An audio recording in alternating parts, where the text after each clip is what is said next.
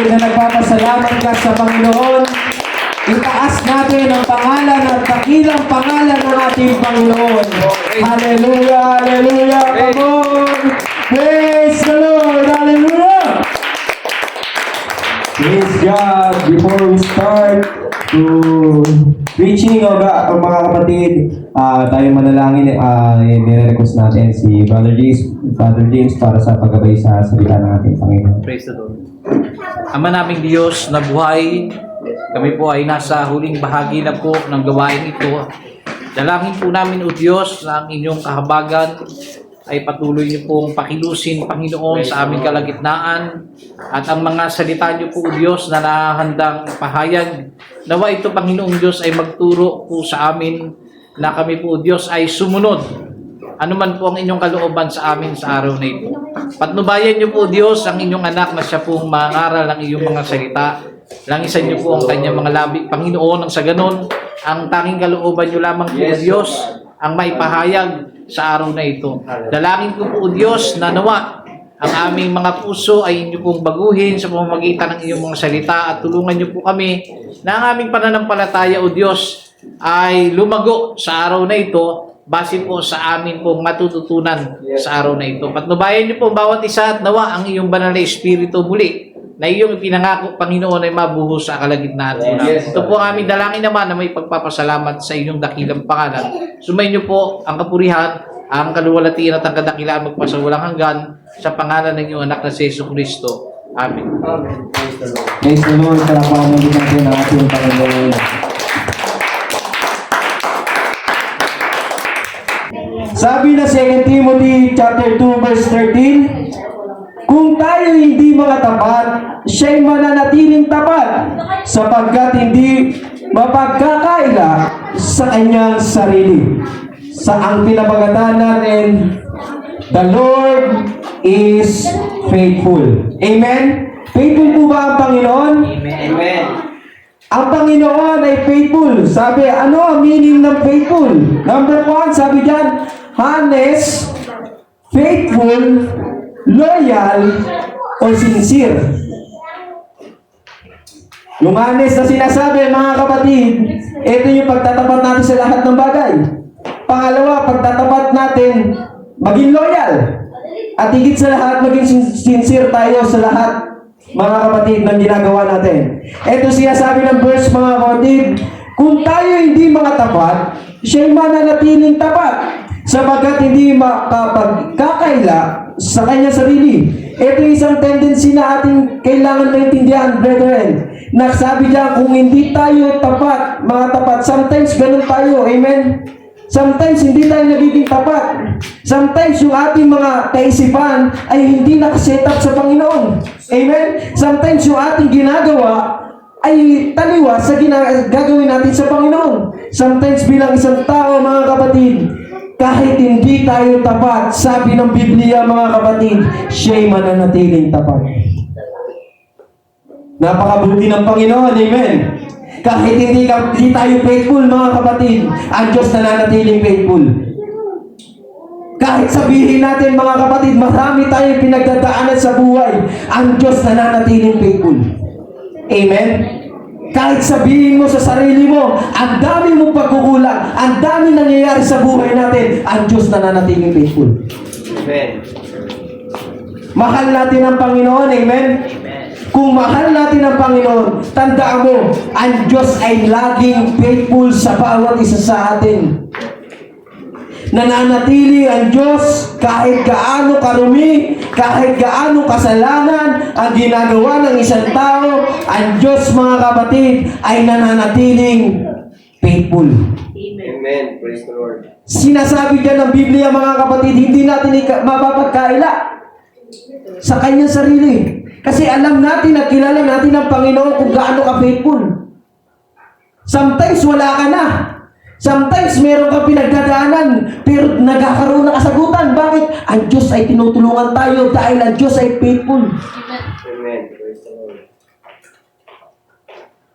Amen? Praise God. Hallelujah. Kaya yan ang tatandaan mo, kapatid. Kapag tayo naging tapat sa Panginoon, at taus-puso tayo nagiging tapat sa Panginoon, ang Diyos mananatiling tapat din. Amen? Praise the Lord mga kapatid. Move tayo. Sabi yan, meron tayong 7 bagay na pag-aaralan na katapatan ng Diyos. Amen? Excited na po ba lahat? Amen. Amen. Number 1, ang katapatan ng Panginoon sa bawat pagsubok. Sino may pinagdadaanan sa atin ngayon? Amen. Lahat tayo meron, amen?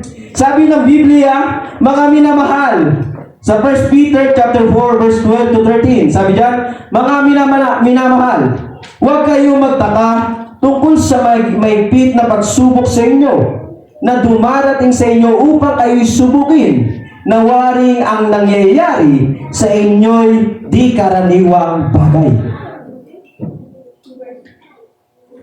Kaya ito isang bagay mga kapatid, minsan sa bawat pagsubok na nangyayari sa atin, minsan hindi natin naiintindihan. Amen? Minsan, di ba? Pag tayo may pagsubok, may problema tayo pinagdadaanan, minsan di natin maintindihan kung bakit meron tayong problema. Kung bakit tayo maraming pagsubok. Di ba, hindi natin mailagay sa sarili natin sometimes na maka-question tayo sa Panginoon. Amen? Magtanong tayo sa Panginoon, Lord, bakit ako nandito? Bakit ko pinagdadaanan to? Bakit ko nararanasan to? Amen? Minsan di natin maintindihan kung bakit nandun tayo sa pagsubok na yun. Ano yung pagsubok na nasa isip natin na hanggang ngayon nandiyan ka pa rin? Amen. Ano yung bagay na yun, kapatid? Yung pagsubok na pumipigil sa'yo para hindi ka makapagpatuloy sa Panginoon.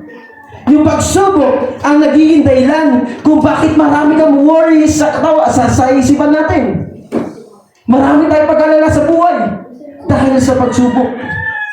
Pero sabi ng Biblia mga kapatid, mga minamahal, huwag kayong magtaka tungkol sa mahigpit na pagsubok sa inyo. Minsan, baka kapag-isip tayo ng mga negative. Amen? Kapag hindi natin nalalaman at hindi natin iniisip na ang Diyos ay ang kakampi natin. Di ba minsan, pag punong-puno ka ng problema, puro negative na isip mo. Minsan na iniisip mo sa sarili mo, hindi ko kaya yung laban na to ha. Mukhang mabigat. Mukhang mahirap. Kaya tayo nahihirapan, kapatid. Kasi nawawalan tayo ng tiwala agad sa Panginoon.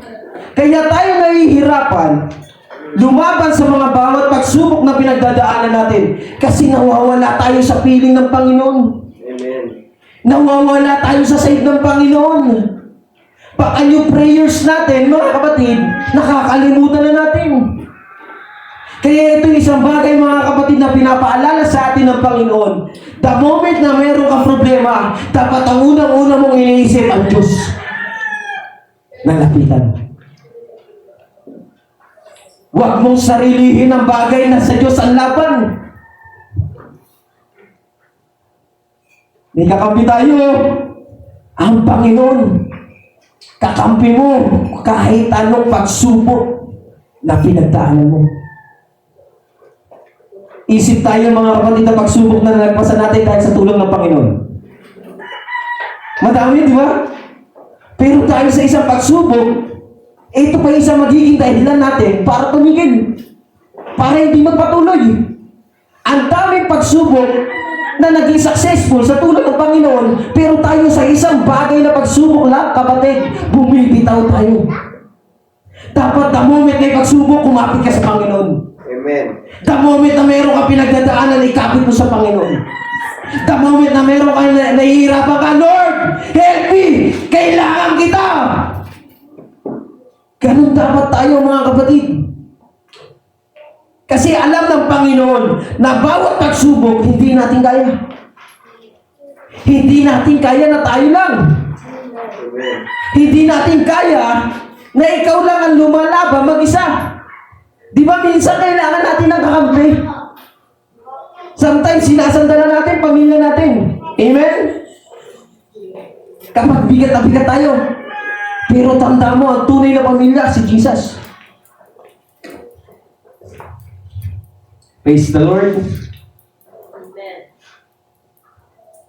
Minsan mga kapatid, inaalaw ng Panginoon na subukin tayo, hindi para pahirapan, kundi patatagin tayo sa pananampalataya. Ayaw ng Panginoon ng tao na hihirapan din. Minsan tinitis tayo ng Panginoon kung hanggang saan tayo mananampalataya sa Kanya, kung hanggang kailan tayo maniniwala sa Kanya, kung bakit kami problema, kung bakit ka maraming pagsubok.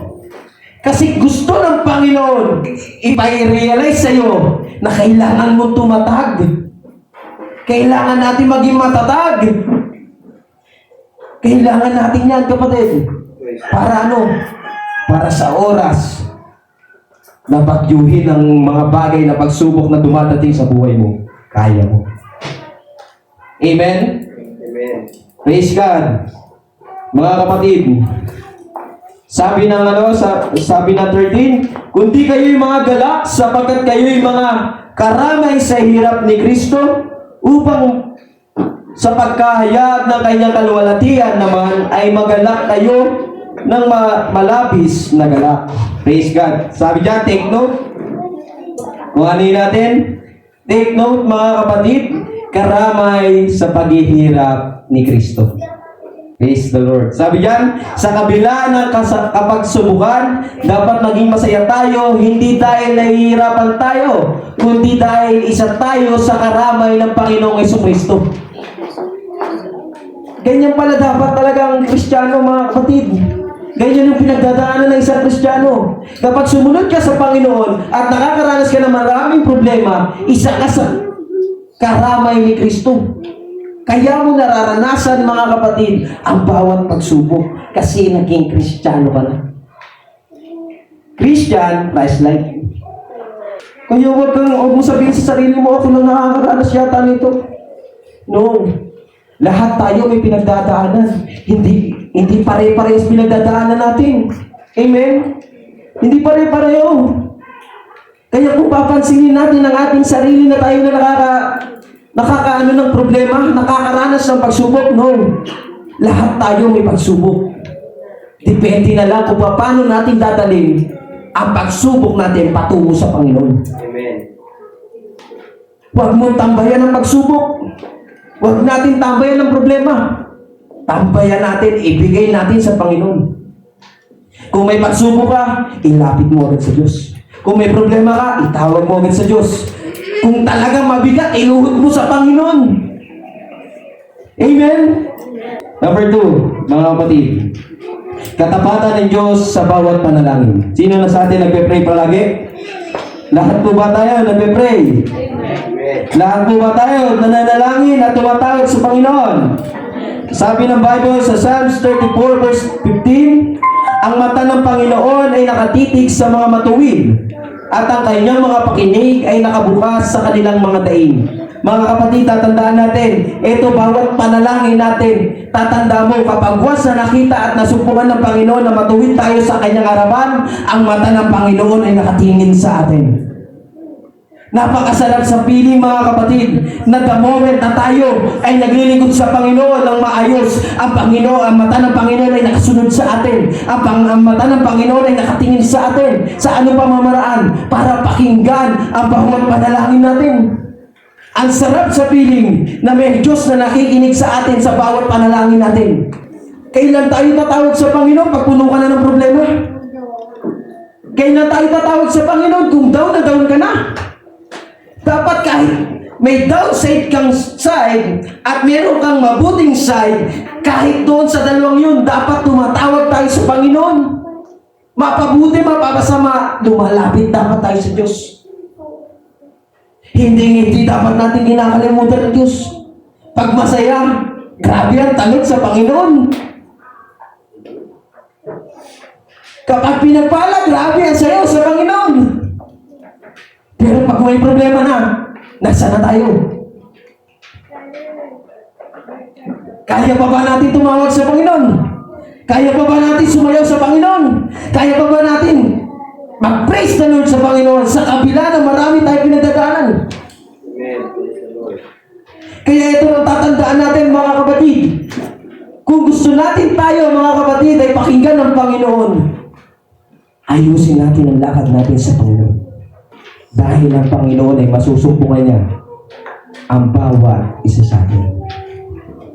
Sabi, the eyes of the Lord are upon the righteous. Amen mga kapatid. Sabi ng Philippians chapter 4 verse 6, huwag kayong mabalisa sa anumang bagay, kundi sa lahat ng mga bagay sa pamamagitan ng panalangin at daing na may pagpapasalamat ay ipakilala ninyo ang inyong mga kahilingan sa Diyos.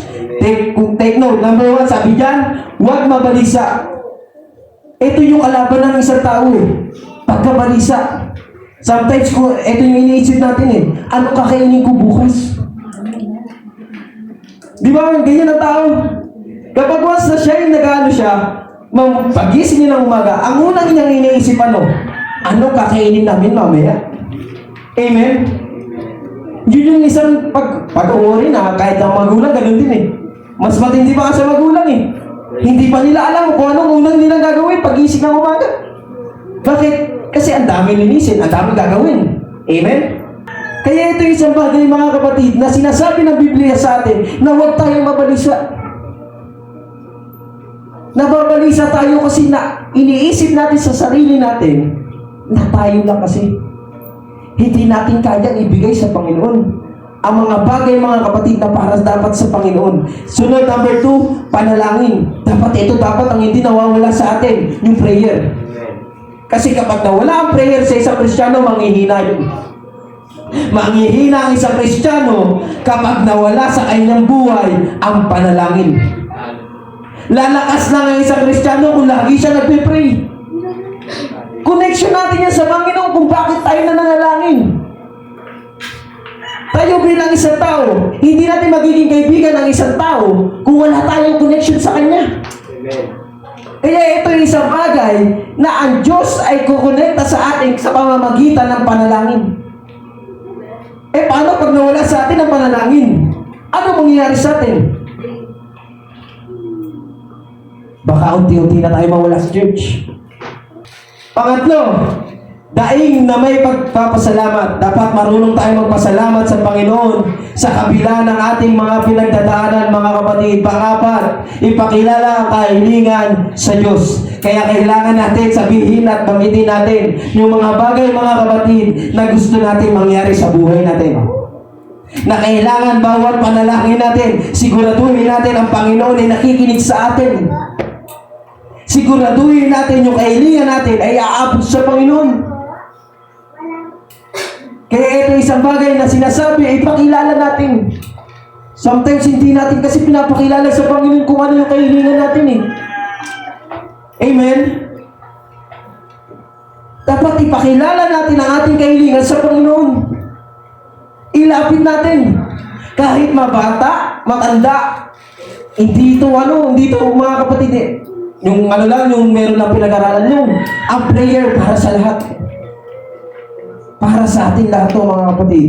Kaya tatandaan natin, ipakilala natin ang kahilingan sa Diyos. Amen? Amen. Number 3, katapatan ng Panginoon, bibigyan ka ng kapahingahan. Sinasabi ng Biblia, mga kapatid, magsiparito sa akin kayo lahat na nagpapagal at nangabibigatan ng lupa, at kayo'y aking pagpapahingahin.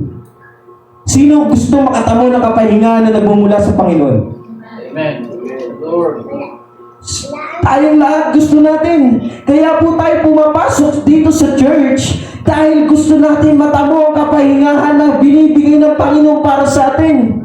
Kasi kung tayo mawawala tayo sa church, kapatid, tatandaan mo mga kapatid, drain na drain ka. Kapag hindi tayo pumapasok sa church, pagdating ng Sunday, mas pinipili natin matulog, mas pinipili natin magpahinga sa bahay, kaysa pumunta ng church. Mga kapatid, delikado yun. Kaya the moment na pagod ka na, hirap ka na, hindi mo na alam ang gagawin mo, kapatid. Dapat isa lang iniisip mo, pupunta ako sa Panginoon. Kasi alam ko, ang Panginoon ang may kasagutan sa lahat ng pinagdadaanan ko. Amen. Praise the Lord. Ang Panginoon ang susi sa bawat pinagdadaanan ng isang tao. Tatandaan mo, kapatid, kaya gusto tayo papuntahin ng Panginoon sa piling niya kasi alam ng Panginoon na ikaw ay nai-stress. Na alam ng Panginoon na ikaw ay puno-puno ng worries. Na alam ng Panginoon, sometimes nadidepress ka na. Sometimes inaano ng Panginoon na alam niya na pagod ka na bilang isang tao. Yan yung isang bagay kung bakit sinasabi ng Panginoon, come unto me. Sometimes niyayakan na tayo ng Panginoon, no? Pero tayo mismo ayaw natin lumapit sa Panginoon. Masyado natin iniipitan, mga kapatid, yung sarili natin papunta sa Panginoon. Dapat ibigay natin sa Panginoon lahat, mga kapatid, ng ating pinagdadaanan. Lahat ng ating suliranin sa buhay. Tatandaan mo, mga kapatid, sinasabi niya sa kanyang mga salita, kayong lahat tayo, mga kapatid, walang exempted dito. Kasi lahat tayo may pinagdadaanan. Lahat tayo may pagsubok at problema sa buhay. Pero sinasabi ng Biblia, mga kapatid, kayong lahat na nagpapagal at nabibigat ang lupa, at kayo'y aking pagpapahingahin. Wow. Ang sarap sa piling, no? Sa kabila ng pinagdaanan mo sa mundo, ang Diyos ay handa kanyang bigyan ng kapahingahan. Kaya kanyang bigyan ng kapayapaan. Hindi nyo mapansin, minsan sa tayo na sa church, parang relax lang tayo, no? Parang wala tayong problema. Pag nasa church tayo, yun yung nararamdaman ko eh. Sa kabila ng mga kapatid ng mga pagod sa pagtatrabaho, pag pumasok ka ng church, parang feeling mo sa sarili mo, mga kapatid, wala kang problema eh. Amen? Bakit? Ito yung pinaka-comfort ng Kristiyano. Yung bahay ng Panginoon. Sa labas, wala kang makikita comfort. Ang comfort sa labas, mga kapatid, alam niyo kung ano? Kasiraan ng buhay. Bakit? Pag lumapit ka sa kaibigan mo, ano sasabihin sa'yo? Uy, sahod ka. Sahod mo na. Chat naman tayo. Di ba ganun? May problema ka na. Mathalag na ang problema mo. Bakit? Kasi kapag pinatulan mo yung bagay na sinabi nila, sinira mo sarili mo. Kaya mga kapatid, ito yung the best comfort ng isang Kristiyano. Hindi natin hinahanap sa ibang tao, mga kapatid, kundi ang hinahanap natin si Kristo. Amen. Praise the Lord. Ito, dito ka pag sa... Hirap na hirap ka na. Si Jesus ang lapitan mo. Number 4. Katapatan ng Diyos sa bawat plano mo. Sino po sa atin may mga plano sa buhay? Ano yung plano natin sa buhay, mga kapatid, na gusto natin nasamin sa Panginoon? Sa Proverbs chapter 3 verse 5 to 6, sabi diyan, tumiwala ka sa Panginoon ng buong puso mo at huwag kang manalig sa iyong sariling kaunawaan. Dito tayo, mga kapatid. Sinasabi ng Biblia, mga kapatid, na kapag once na tayo may plano sa buhay, number 1 na dapat iyong iseset sa iyong kaisipan, una, tumiwala ka sa Panginoon. Magtiwala ka na ang lahat ng plano mo sa buhay ay mangyayari. Lahat ng plano na nakaset up sa iyo ay magaganap. Kasi mga kapatid, kung ang plano malabo, hindi mangyayari lahat. Amen? Dapat malinaw ang plano. Dapat nakaset up ang plano. Kasi kapag walang plan A at bumagsak yung plan A, dapat may plan B ka. Dapat may solusyon ka. Dapat hindi tayo mauubusan ng reason na ano natin yung ating plano, mawalan yung ating plano dahil na-distract lang tayo sa negative ng una. Kailangan, mga kapatid, ito ang tatandaan natin. Tumiwala tayo sa Panginoon na ang buong puso. 100% kapatid. 100% dapat binibigay natin ang tiwala natin sa Panginoon. Minsan mga kapatid, yung tiwala natin hindi minsan buo eh. Minsan yung tira-tira na lang eh. Amen? Minsan hindi mo maintindihan mga kapatid. At hindi tayo naintindihan ng Panginoon kung bakit yung tiwala natin nawawala sa Kanya. Kasi nga minsan mga kapatid, dumadating sa time na nahihirapan ka, sa kabila ng paghihirap mo, nakakalimutan mo yung tiwala mo sa Panginoon. Kaya mga kapatid, sabi ng Biblia, huwag kang manalig sa iyong sariling kaunawaan.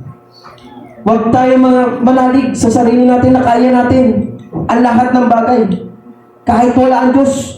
No, mali yan mga kapatid. Dapat umpisa pa lang ng ating pagpaplano, dapat ang Diyos ang kasama natin.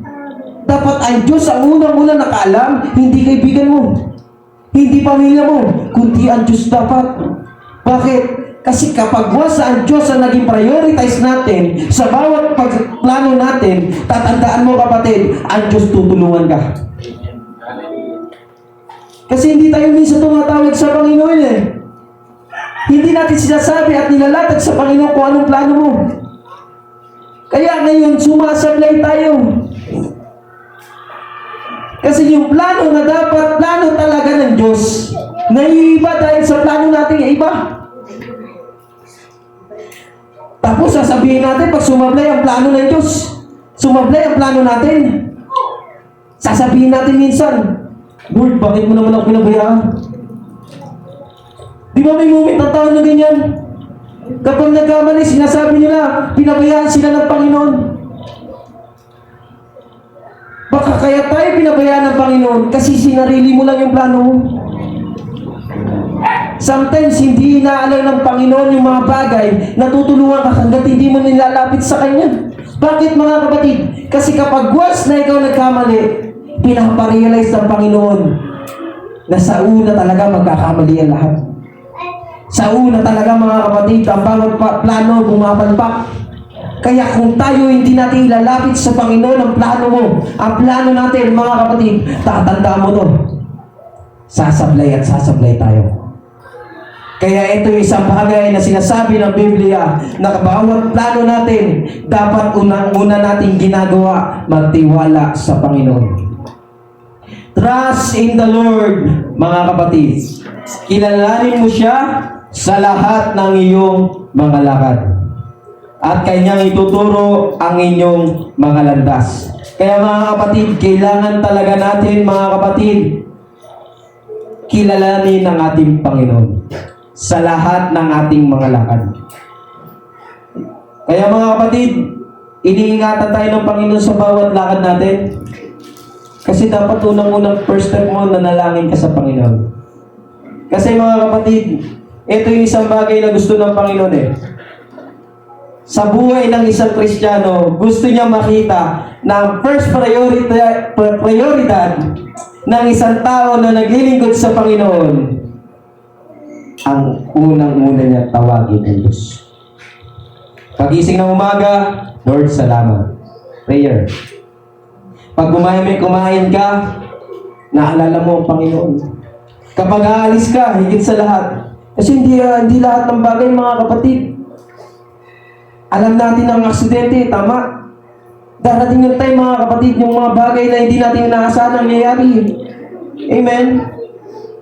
Kaya ito yung isang paalala ng Panginoon na sinasabi niya na kilalanin mo siya sa lahat ng iyong mga lakad. Kasi lahat ng lakad natin sometimes nagkakamali, bumabagsak. Higit sa lahat mga kapatid, yung lakad natin sumasablay. Kaya ito yung isang bagay mga kapatid, kapag sa sumasablay tayo sa bawat lakad natin, bumalik tayo sa Panginoon at sasabihin ng Panginoon at Kanyang ituturo ang iyong mga landas. Kasi mga kapatid, masarap sa piling na kasama natin ang Panginoon sa lahat ng lakad natin. Ang sarap sa buhay natin na ang Diyos ang laging kasama mo kung saan ka man pumunta. Kasi mahirap mga kapatid, nung ikaw ay umalis, pero hindi ka kasama ng Diyos. Kaya ito isang bagay na nire-remind tayo ng Panginoon, mga kapatid, na kailangan natin kilalanin ng Panginoon sa lahat ng ating mga lakad. Number 5, katapatan ng Diyos sa pagpapatawad. Amen? Tapat po ba ang Panginoon? Amen. Kapag ang tao ay lumapit sa Kanya na makasalanan at papatawarin ang tao ng makasalanan, tapat po ba ang Diyos? Amen. Sabi ng Biblia, mga kapatid, sa 1 John chapter 1 verse 9, kung ihahayag natin ang ating kasalanan, ay tapat at banal niya tayong patatawarin sa ating mga kasalanan at tayo'y lilinisin sa lahat ng kalikuan. Amen? Napakasarap sa piling, mga kapatid. Sabi diyan, ipahayag natin ang ating kasalanan. Sabi, maging totoo tayo sa ating sarili at sabihin sa Panginoon lahat ng ating kamalian o kasalanan sa ating mga nagawa. Kasi mga kapatid, kapag maging totoo tayo sa Panginoon, sabi niya, papatawarin tayo. Kasi sometimes, mga kapatid, ang isang Kristiyano, mga kapatid, minsan hindi pa nagiging totoo. Kapag nagkamali na siya, nagkasala na ba ang isang tao, minsan hindi siya hindi siya nagiging totoo. Bakit siya hindi nagiging totoo, mga kapatid? Kasi nga, nagigil siya sa ginawa niyang kasalanan. Kaya ito isang bagay, mga kapatid, sabi diyan, ipahayag natin ang ating kasalanan. Maging totoo tayo. Sabihin natin ang ating mga kasalanan sa Panginoon. Then sabi diyan, tapat at banal siya na tayo'y patatawarin sa ating mga kasalanan. Matatamo natin ang ating kahilingan na kapatawaran na nagmumula sa Panginoon. Kapag once na tayo hinayag natin ang kasalanan natin, matatamo natin yung kapatawaran. Gusto natin patawarin tayo ng Panginoon. Isang bagay lang gustong ipagawa sa atin ng Panginoon, mga kapatid. Ihayag mo, i-confess mo sa Panginoon lahat ng kamalian mo natin na nagagawa sa buhay natin. Hanggat may time, magsisi tayo. Kasi mga kapatid, mahirap po, mga kapatid, na may ipunan tayo ng kasalanan at hindi tayo nang humihingi na sorry sa Panginoon. Di ba kapag punong-puno tayo ng kasalanan, minsan ayaw mo nang umatid. Amen? Kasi bakit? Nahihiya na tayo eh. Kasi parang sa iniisip ng ibang tao, parang niluloko ko na sarili ko eh. Bakit? Gagawa ko kasalanan. Tapos, pupunta ako sa church, gagawa ko kasalanan. Pupunta ako sa church, gagawa ko kasalanan. No. Hindi ganun dapat, mga kapatid. The moment na meron kang kasalanan na nagagawa sa Panginoon, ihingi mo ng tawad sa Diyos. Ilapit mo sa Diyos. Kasi kapag once na hindi mo nilapit sa Panginoon yan yung magiging dahilan, kapatid, kung bakit mawawala ka sa templo ng Diyos. Kung bakit mawawala ka sa piling ng Panginoon. The moment na nakakagawa ka ng kasalanan, ipagsulit mo sa Panginoon. Ibigay mo sa Panginoon. Hihingi mo ng tawad sa Panginoon. Dahil ang kamay ng Panginoon ay laging bukas sa mga taong makasalanan para yakapin at i-comfort, anak, pinapatawad kita. Di ba? Napakabuti ng Diyos. Ilang beses tayo nagkakamali. Ilang beses tayo nagkakasala.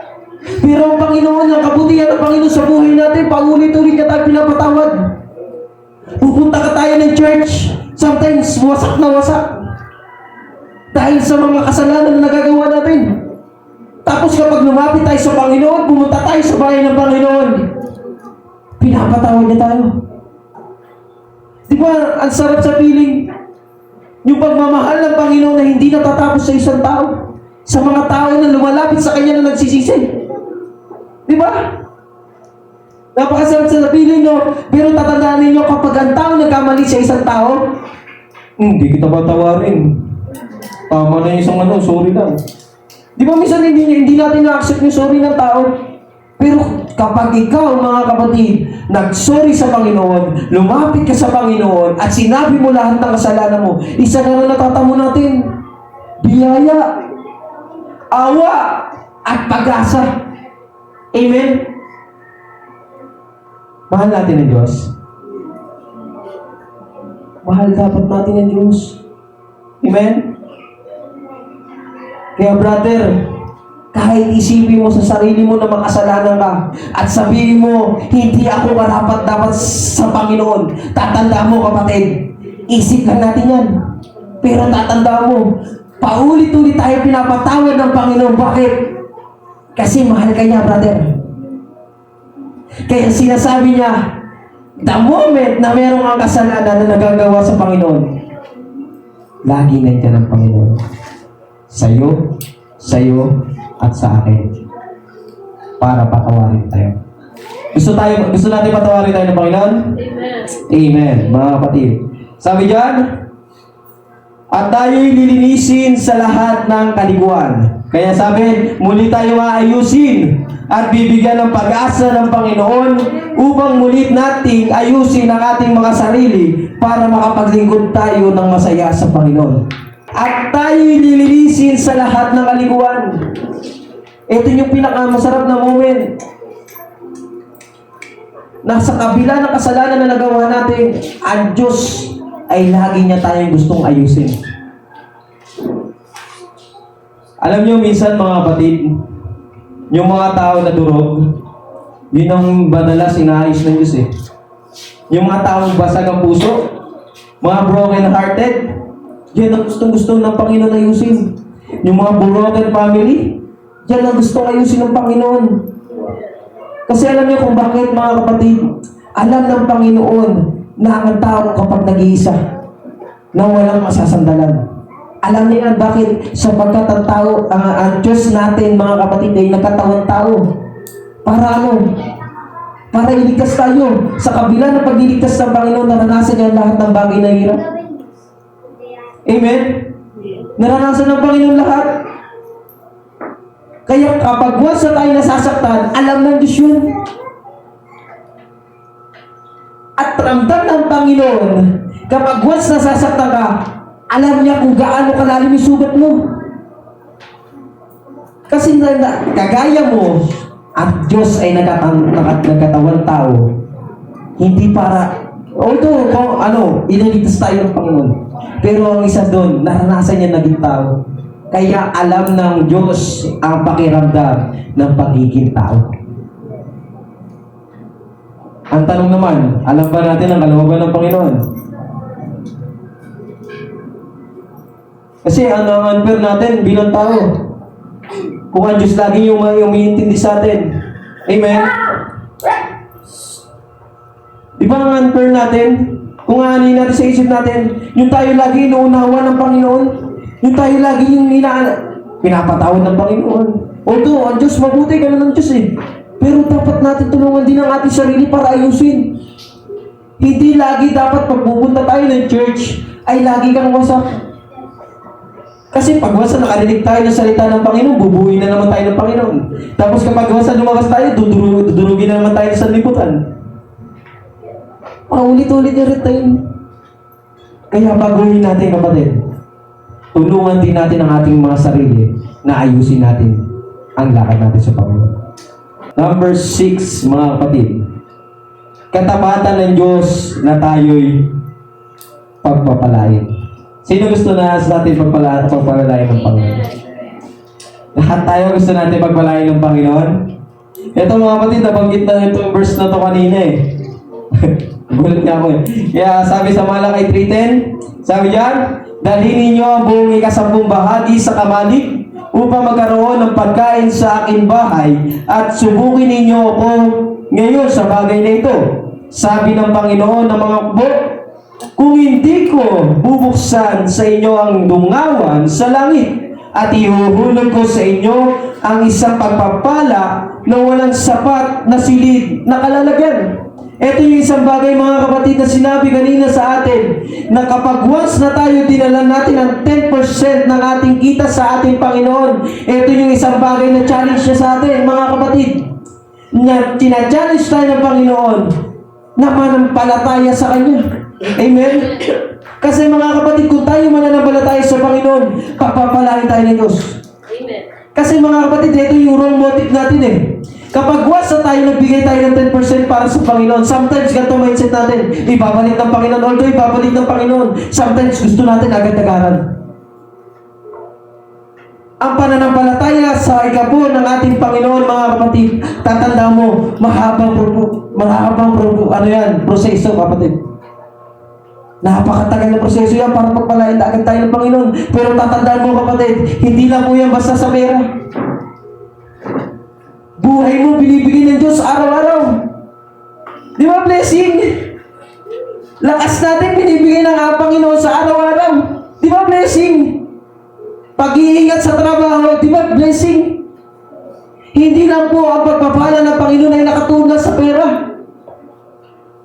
Ang pagpapala ng Panginoon ay nakatuon kung paano tayo mabuhay. Kung paano niya tayo bibigyan ng pag-asa palagi sa buhay. Kasi mga kapatid, sometimes hindi mo maintindihan ang bagay, mga kapatid, na gustong-gusto mo agad makuha, mga kapatid, yung bagay na pinramis ng Panginoon sa iyo. Pero tatandaan mo, magtanim lang tayo na magtanim sa Panginoon. Dahil tayo rin naman naaanin yan eh. Amen? Kung gusto natin pagpapalain tayo ng Panginoon, magtanim tayo. Amen? Kasi kapag wala tayong tinanim, mga kapatid, ano mangyayari sa atin? Wala tayong aaningin. Amen?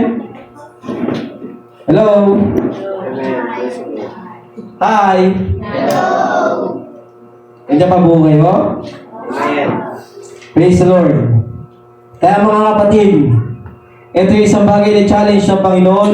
Apakaganda kung hahawakan ng isang taong mananampalataya ang verse na to, na sabi niyan, bubuksan ko sa inyo ang mga dungawan sa langit. Sarap nun, mga kapatid. Ngayon kasi hindi natin talaga lahat makukuha lahat yan. Pero pag wasa na ngailangan ka na, doon mo na mararamdaman kung paano gumalaw ang Panginoon. Kasi sometimes, sabi nga doon sa post kung bakit minsan wala tayong testimony sa mga tithes, sa pagpapala na binibigay ng Panginoon, kasi hindi tayo marunong magbigay. Amen? Kaya nga sinasabi, the more you give, the more you bless. Amen? Kapag once tayo mapagbigay na tao at binibigay natin yung para sa Panginoon, tandaan mo, i-bless ka ng Panginoon. Walang makakapagpigil sa labas sa bawat tao na nasa paligid natin kapag once na ikaw ay pagpapalain ng Panginoon. Ang sarap sabihin, diretso tayo. Sabi ng Luke chapter 6 verse 38, sabi diyan, mga bigay kayo at kayo ibibigyan. Takal na mabuti, pikpik, liglig at umahapaw ay ibibigay nila sa inyong kantungan. Sapagkat sa panukat na inyong sinisukat, ay doon kayo muling susukatin. Kaya kung ipapansinin mo, kapatid, sabi diyan, siksik, liglig, at umaapaw. Ito isang bagay na isang promise ng Panginoon sa isang tao na naniniwala siya na nagbibigay ay pagpapalain. Amen? Ang sarap sa piling. Yung puno-puno bulsa mo ng pagpapala ng Panginoon. Kaya ito isang bagay na challenge ng Panginoon sa atin. Kung tayo mananampalataya, mga kapatid, sa Panginoon, kung tayo maniniwala sa Kanya, pagpapalain tayo ng Panginoon. Kaya ito isang bagay, mga kapatid, na tatandaan mo. Sabi diyan, sapagkat sa panukat na iyong sisukat, ay doon kayo muling susukatin. Kung malaki ang binigay mo, i-accept mo yung malaking babalik sa iyo. Pero kung maliit ang binigay mo, ano asahan natin? Maliit din marireceive natin. Doon na tayo sa malaki. Amen?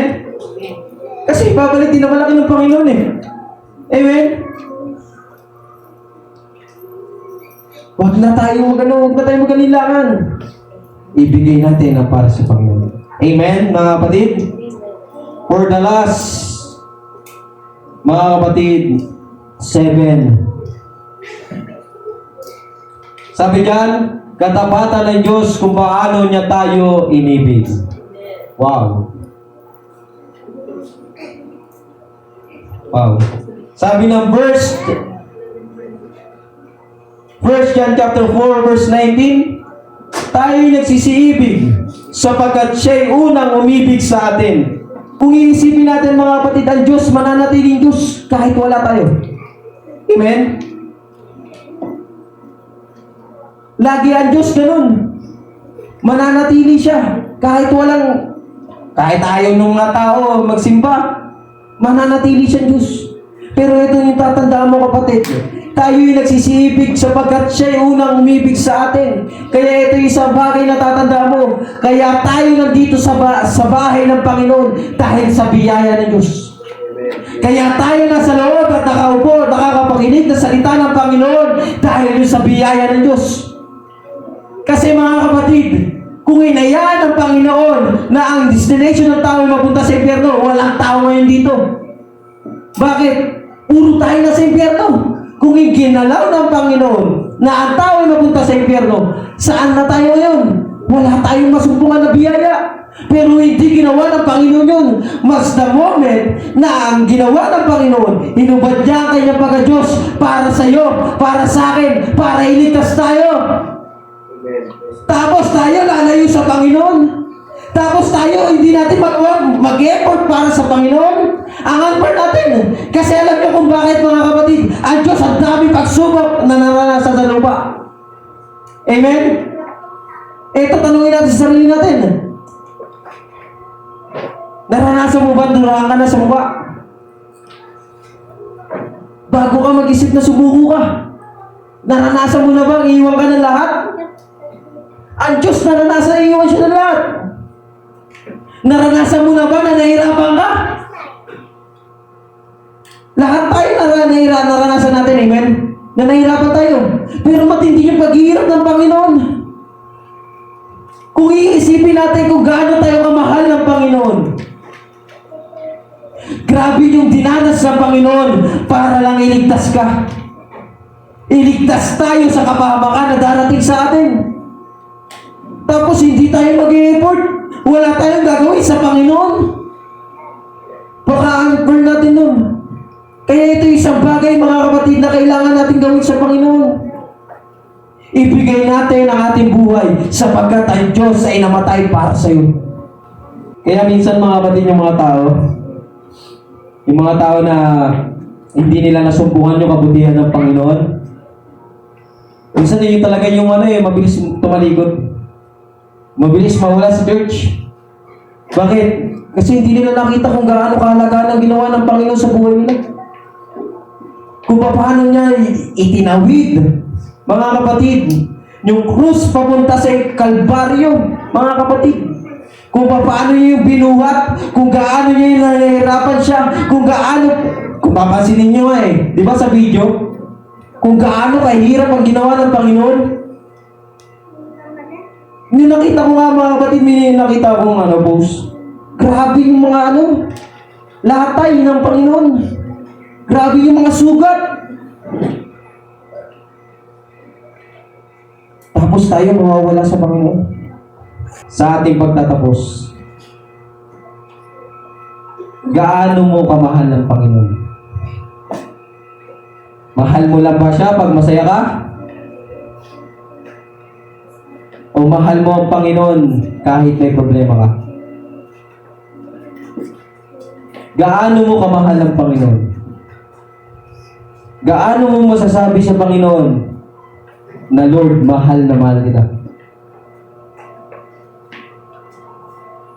Kaya ito isang bagay mga kapatid, for conclusion natin.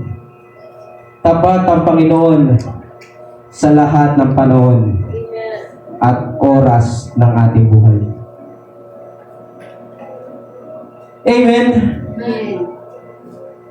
Kaya ito yung isang bagay mga kapatid na kailangan natin alalahanin sa ating mga buhay.